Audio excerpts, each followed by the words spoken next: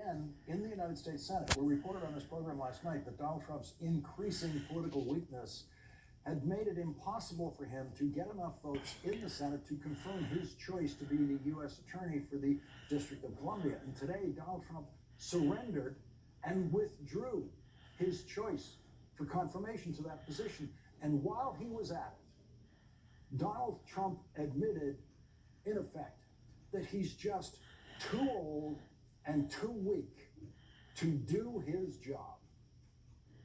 I can only lift that little phone so many times in a day.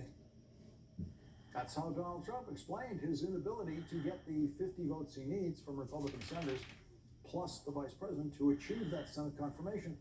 And you know, he only had to make one phone call to get that nomination through the Senate. That would be a phone call to Republican Senator Thom Tillis on the Senate Judiciary Committee, who publicly came out and defied Donald Trump, as we reported to you here last night. Because Donald Trump is now so politically weak among Republicans in the United States Senate, Thom Tillis said no publicly. I will not vote for Donald Trump's choice.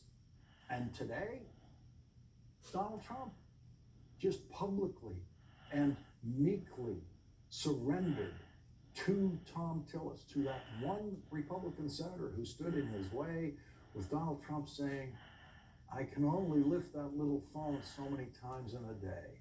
The single stupidest explanation a president has ever given for being unable to achieve a Senate confirmation.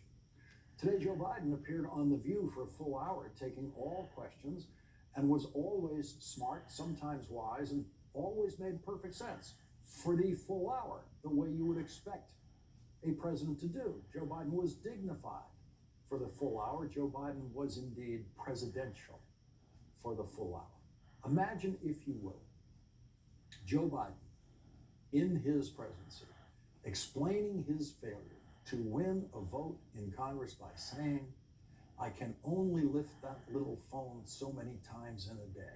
Imagine the screaming from the White House press corps if Joe Biden had ever said anything like that. By the end of the day, Donald Trump had come up with a truly preposterous temporary appointment to that same position where he cannot win a Senate confirmation.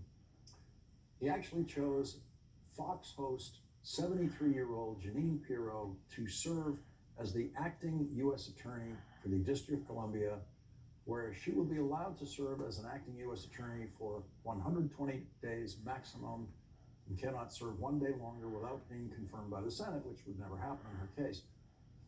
Here's just a sample of the thinking of Donald Trump's temporary substitute for U.S. Attorney, acting U.S. Attorney in the District of Columbia.